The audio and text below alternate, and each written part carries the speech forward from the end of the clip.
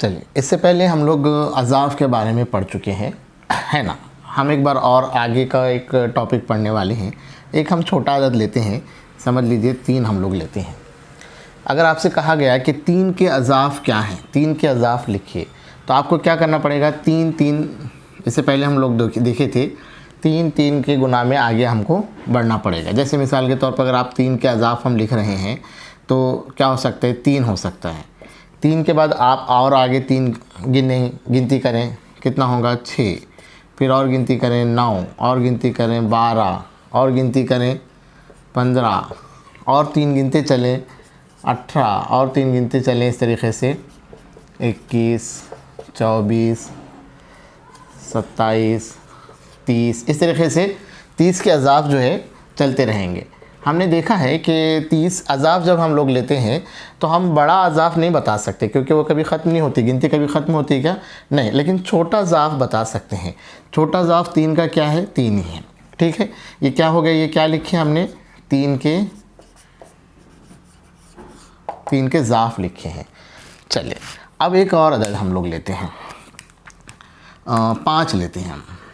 अब आप बताइए 5 के अज़ाफ़ क्या हो सकते हैं। आप क्या कीजिए, इस वीडियो को रोकिए और 5 के अज़ाफ़ मालूम करने की कोशिश कीजिए। 5 के अज़ाफ़ कैसे, हम 5 के गुना में आगे बढ़ना पड़ेगा आपको, 5 आगे गिनते चलना पड़ेगा। जैसे मिसाल के तौर पर ऐसे भी हम उसको ज़रबी सूरत में भी हम लिख सकते हैं। 5 एक मरतबा 5, 5 2 मरतबा 10, है ना। 5 3 मरतबा 15, 5 4 मरतबा 20, है ना। इस तरीके से हम 5 मरतबा 25, 5 6 मरतबा 30, है ना। इस तरीके से 5 के अज़ाफ़ क्या होते चलेंगे, बढ़ते चलेंगे। 5 के गुना में आप लेंगे 5 25 मरतबा, ये भी 5 का अज़ाफ़ हो जाएगा। देखिए 5 25 मरतबा अगर हम लेंगे तो 125, है ना। इस तरीके से तो ये भी 5 का अज़ाफ़, यानी 5 के अज़ाफ़ अगर हम लिखना शुरू करेंगे तो कभी 5 के अज़ाफ़ ख़त्म होंगे क्या, नहीं होंगे। अभी हमारे पास 2 अदद के अज़ाफ़ हैं। कौन कौन से 2 अदद के अज़ाफ़ हैं, एक 3 के अज़ाफ़ हैं और एक 5 के अज़ाफ़। हम दोनों पर गौर करेंगे, ठीक है। 5 के अज़ाफ़ यहाँ पर मैं यहाँ पर लिख देता हूँ। 5 के अज़ाफ़ कौन कौन से लिखे हमने, 5 10 15 20 25 30, इस तरीके से चलते रहेगा, है ना। ये ख़त्म होंगे के अज़ाफ़, 5 के नहीं ख़त्म होंगे, ठीक है। अब 3 के अज़ाफ़ पर हम गौर करेंगे और 5 के अज़ाफ़ करें। अगर मैं आपसे कहूँ कि ऐसे कौन से अज़ाफ़ हैं जो 3 और 5 दोनों में हैं,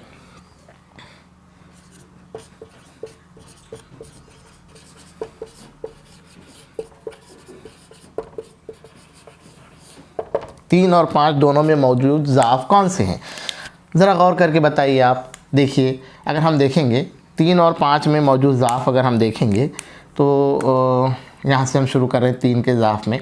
देखिए 15 दोनों में है ना, 5 के अज़ाफ़ में भी है और 3 के अज़ाफ़ में भी है। आगे अगर हम बढ़ते हैं तो 30 और है ना। और आगे अगर हम बढ़ेंगे तो और चलते चलेंगे, और आगे बहुत सारे अज़ाफ़ ऐसे रहेंगे जो दोनों में मिलेंगे, है ना। कि हम ऐसा नहीं बता सकते कि क्योंकि गिनती ख़त्म नहीं होने वाली है, आगे बढ़ते चलेंगे। अभी देखिए हमने यहाँ पर लिखा है कौन कौन से हैं, 15 और ये 30, ये अज़ाफ़ जो हैं दोनों में मौजूद हैं। इसके आगे भी और कोई अज़ाफ़ रहेंगे, लेकिन आप क्या बता सकते हैं कि इनमें सबसे छोटा अज़ाफ़ कौन सा है 3 और 5 में, मुश्तरिक। जैसे 3 और 5 दोनों में मौजूद है, जिसको हम क्या कहते हैं, मुश्तरिक अज़ाफ़ कौन सा है, ये अज़ाफ़ है। इसके अलावा भी हो सकते हैं। तो हम क्या इसका बड़ा अज़ाफ़ बता सकते हैं, नहीं बता सकते, क्योंकि आगे चलते रहेगा। लेकिन हम छोटा अज़ाफ़ बता सकते हैं। आप बताइए कि 3 और 5 दोनों में मौजूद छोटा अज़ाफ़ कौन सा है, सबसे छोटा अज़ाफ़ कौन सा है, तो ज़ाहिर बात है 15 है। कौन सा है, 15 है। इसी को हम कहेंगे 3 और 5 का मुश्तरिक ज़ू अज़ाफ़े अक़्ल। इसी को हम क्या कहेंगे, 3 और 5 का मुश्तरिक ज़ू अज़ाफ़े अक़्ल। अक़्ल से मुराद होता है छोटा, अक़्ल से मुराद क्या होता है, छोटा। यानी क्या कि 2 अदद 3 और 5, ये 2 अददों में मुश्तरिक जो ज़ाफ़ है वो 15, सबसे छोटा मुश्तरिक ज़ाफ़ क्या है, 15 है। इसको अंग्रेज़ी में कहते हैं LCM, यानी लीस्ट कॉमन मल्टीपल, छोटा मुश्तरिक ज़ाफ़। उर्दू में हम उसे कहते हैं मुश्तरिक ज़ो इज़ाफ़े अक्ल।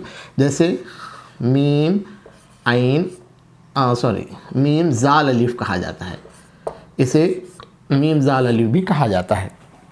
तो हमने क्या सीखा इसमें कि किसी भी दो अदद का मुश्तरिक ज़ो इज़ाफ़े अक्ल मालूम करना होते हैं कैसे।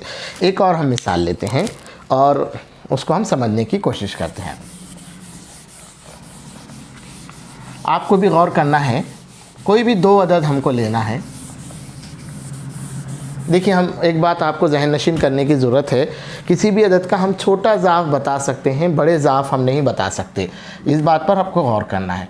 अब एक और छोटा अदद ले लीजिए, कौन सा अदद ले सकते हैं हम, 6 ले लीजिए। चलिए ठीक है, 6 एक लेते हैं, और आप एक ले लीजिए, 7 ले लीजिए। ठीक है, 6 और 7 का मुश्तरिक ज़ो इज़ाफ़े अक़ल आपको मालूम करना है। मीम ज़ाल अलीफ़ मालूम करो। तो हमको क्या करना पड़ेगा, पहले 6 के ज़ाफ़ लिखते चलना पड़ेंगे, 7 के ज़ाफ़ लिखते चलना पड़ेंगे, जब तक दोनों के अंदर कोई ज़ाफ़ हमको मिलता नहीं, जब तक हम वो ज़ाफ़ मालूम करेंगे।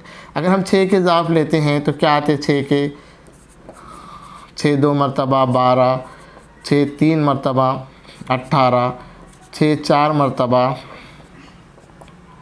24, 6 5 मरतबा 30, 6 6 मरतबा 36, 6 7 मरतबा 42, 6 8 मरतबा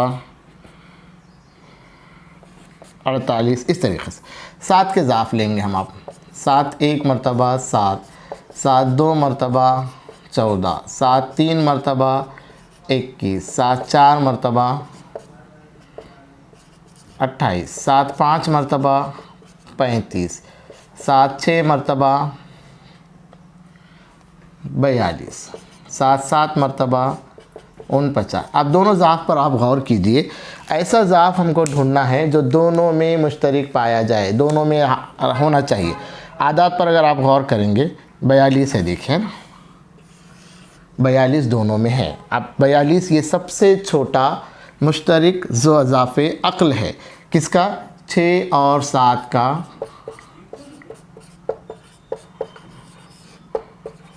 ज़ो इज़ाफ़े अक़ल क्या होगा, 42 है। यानी ये 42 ये ऐसा ज़ाफ़ है जो 6 और 7 में दोनों में मौजूद है। तो अब इस तरीके से मीम ज़ाल अलिफ़ हम लोग मालूम कर सकते हैं। मीम ज़ाल अलिफ़ मालूम करने के भी और मज़ीद तरीक़े हैं, हम वो दूसरे वीडियो में देखेंगे। ठीक है।